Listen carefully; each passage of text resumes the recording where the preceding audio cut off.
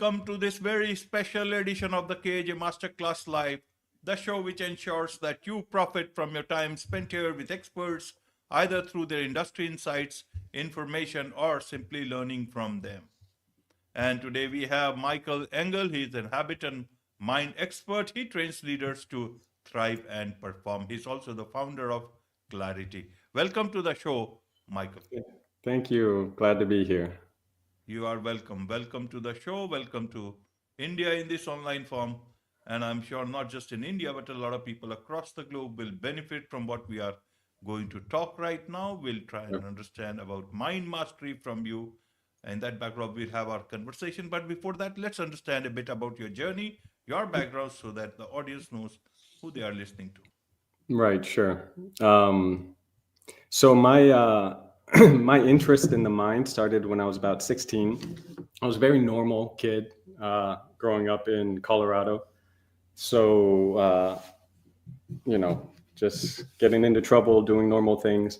But my dad was doing some work where he was actually bringing some different scientists to Dharamsala in India to meet with His Holiness the Dalai Lama. So there was it's called Mind and Life, the thing that he had started.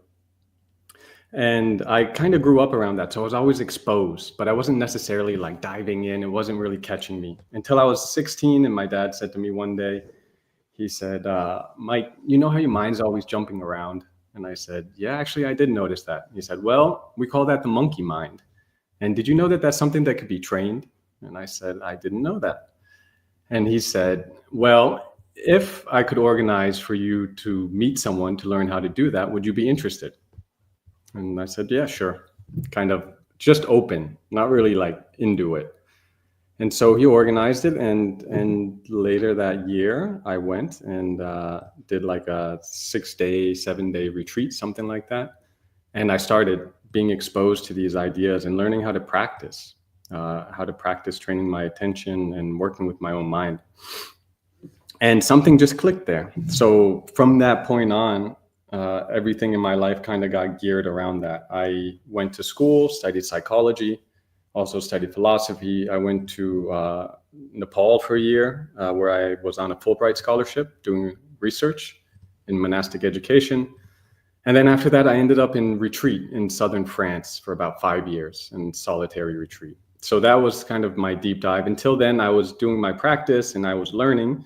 Also a lot from kind of the Western psychological perspective, but I always wanted to really see what it would be like if you take that kind of full, just do that all day, every day. So I did that from 23 until I was 28. And then I came out, started working in publications, started a family, and now I got 3 kids. I've been working in e-commerce for a while, and also been doing this coaching. So the coaching thing started quite naturally. People just started asking me because they knew about my background. So I started working with them. And then over time, there was just more and more referrals, and I started working with different companies. And so that's more or less kind of a rough story of how I got here.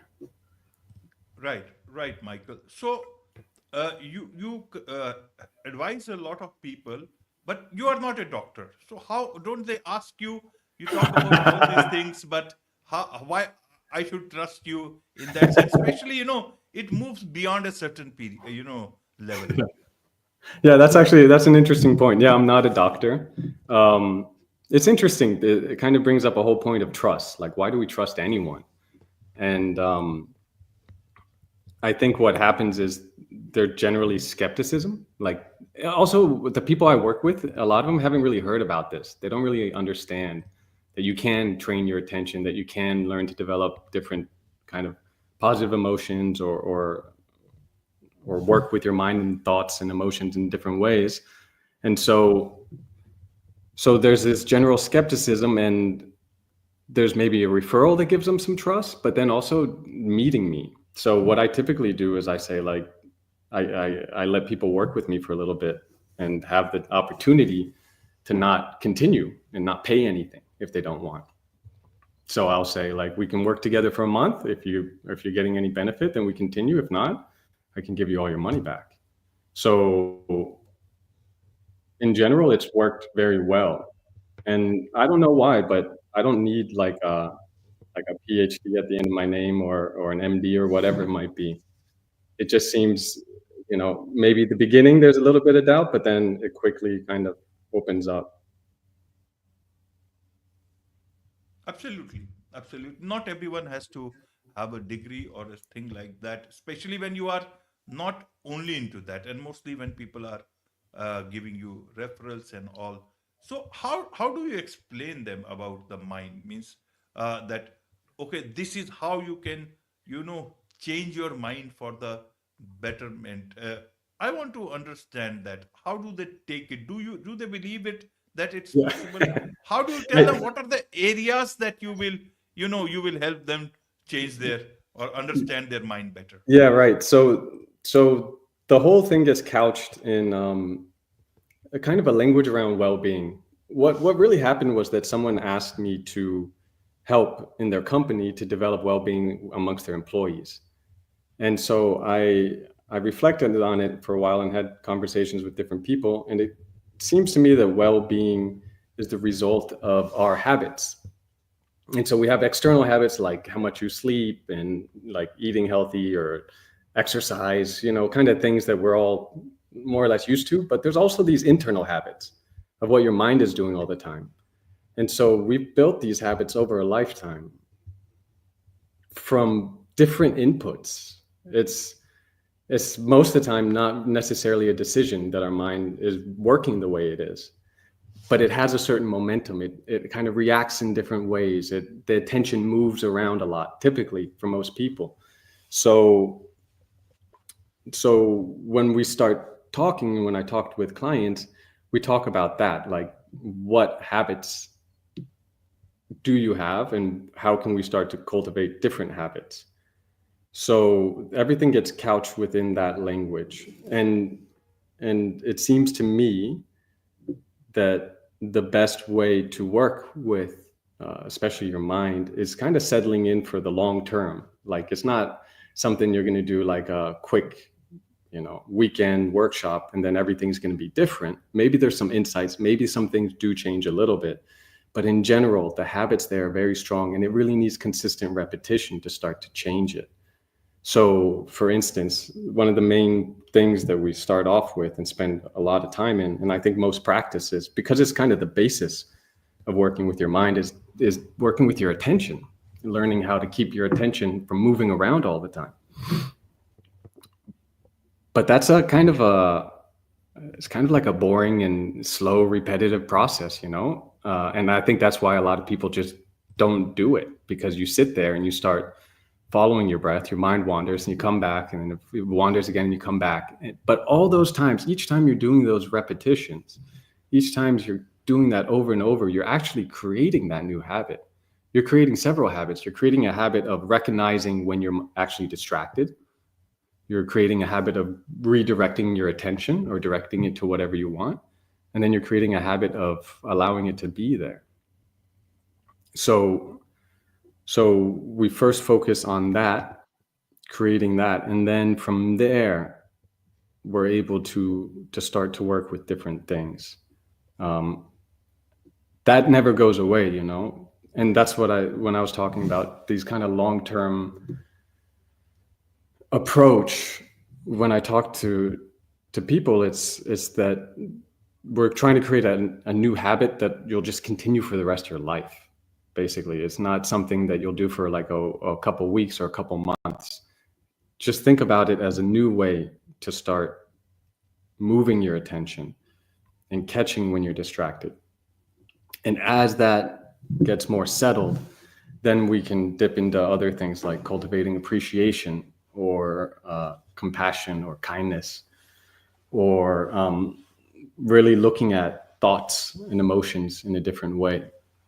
We can try. I mean, it's always good to try all that stuff from the beginning, but the more your mind is able to stay kind of focused and calm, the more capacity and the more benefit you can really get from doing these other things as well.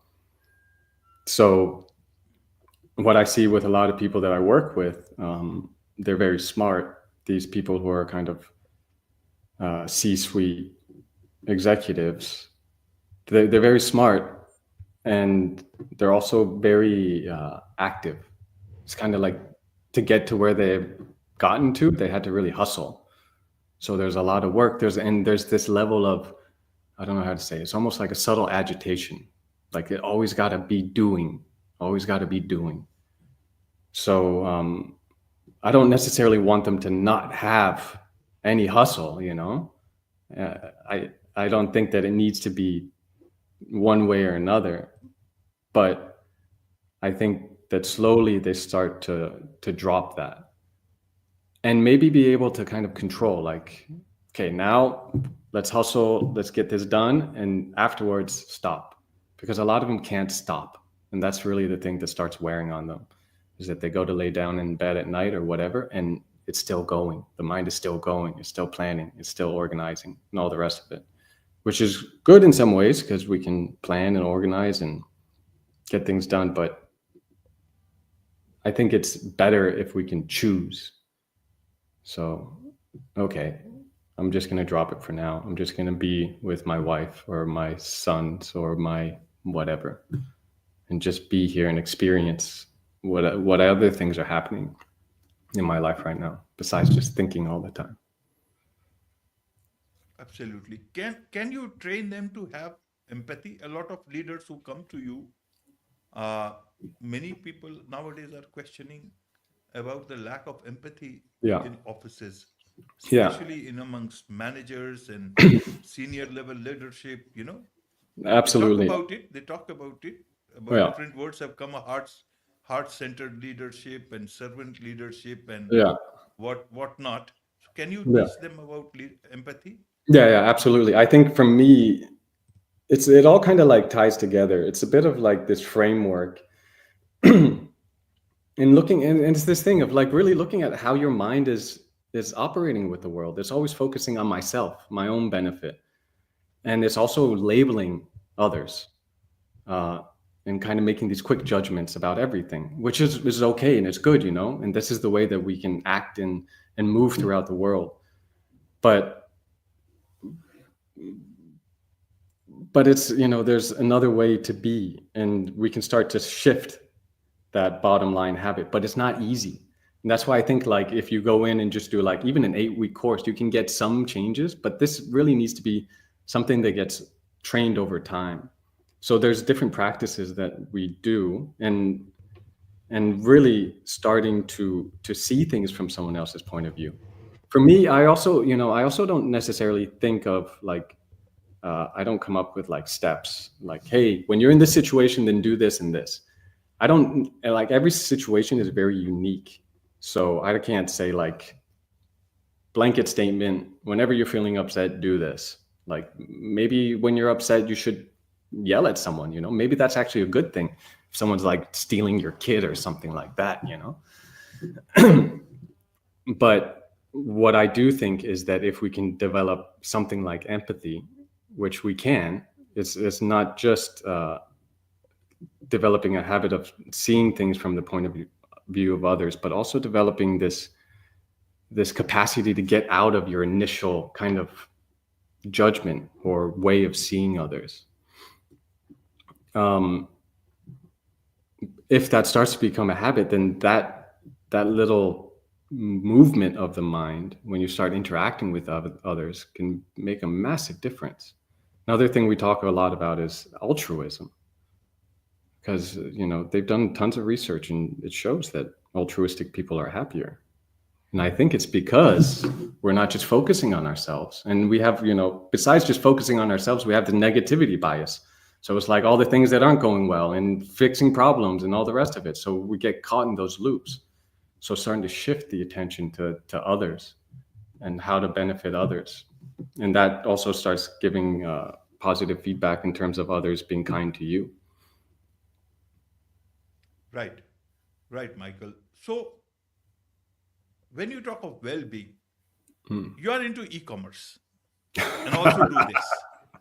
In e-commerce, you understand the mind, human mind, or the consumer's mind totally from a different point of view to push things there to them, either through discounts, codes, promotions, glitz, glamour, and all Yeah, that. yeah, You know, absolutely.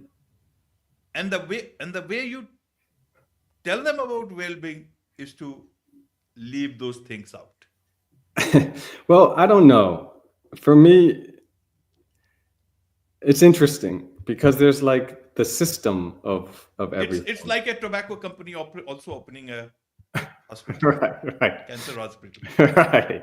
Something like that. I think it's not necessarily like the fault of e-commerce that we have our No, culture, I'm just trying. It's a our buying difficult job culture, for you know? you. It's a It's difficult like we're job. all stuck in this thing. And one of the companies that I worked with, I ended up leaving also. It's it's like we have these good intentions and the people running it are good people, you know? They're kind of like kind people. But the, and they'll come up with these visions and missions of like we want to help this and we want to, but really it's just about profit, you know. It's about increasing revenue, it's about increasing EBITDA and all the rest of it. And so, I don't know if, like, what's the answer to the bigger problem of kind of like our culture and our obsession with getting more things and being overstimulated by media and all the rest of it. But I do think that if we can have more people working on this inner part so that they start shifting their way of seeing things, start shifting their intention as well, then hopefully that can start to seep into it. And hopefully, if that's happening at a leadership level, then that can start to seep in. But yeah, personally, like I've stopped working in leadership teams because it's just the focus of just profit. It was, in the end of the day, it was just not interesting for me. And actually working with people and seeing the benefit of them making these changes in their lives is much more nourishing. Absolutely, Michael. It can be very tough for professionals because their services are being sought by so many people, including industries, including individuals, society, and sometimes, especially when you are starting out or when the needs of individuals are also there in terms of bills to pay, cost of living, Right. sometimes it can become a very tough choice. That's why I asked for that understanding. Sometimes it can be very difficult, and many a times even unintentionally, we may have to uh, help others with our great wisdom and power. Yeah. Maybe not the right type of people we would want, not that type of we would want to work Yeah. generally when we are alone. And all we want is, in life is that choice to be Uh-huh. able to work in actually what gives us happiness. But yes, that Yeah. is the whole fight all about. Yeah, This but it's must be. it's it's interesting that you also bring that up. Like some of the people that I work with are founders, um, and they've had a big exit. And so it's like we just have this drive, from kids where everything's set up where you have to kind of like go and the big thing and going and creating the company and getting that big sale and all the rest of it. But then there's this huge shift at that moment of kind of like, what do I do now? And I think what typically happens to a lot of them is the way that they've uh, kind of attain that is through creating certain habits and living in a certain way, which is very driven, which is very almost obsessive about that certain purpose, right? And then once that's gone, the purpose is kind of gone, but the habits are still there, and they don't really know what to do with themselves. And so there's that shift there. And what I would hope is that if they could develop some of these other things like empathy or altruism, that when that shift happens, they're able to replace the purpose of making a big exit to a purpose of having lots of resources that I can now help. Absolutely, absolutely. Mind is the biggest, target. Mind is the biggest commodity, and mind can also be the biggest service that you can give to mankind. There is so much about the mind itself, and mind matters a lot. in Yeah. today's time. Be that as it may, there is much to learn about mind from you, Michael, and I'm sure a lot of people who want to connect with you. What's the best way for them to do so? They can go to my website, clarityup.co, or they can also find me on LinkedIn. Wonderful. With this, it's a wrap on this very special edition of the KAJ Masterclass Live. Thank you so much indeed for joining us. Okay, I appreciate it. Thank you.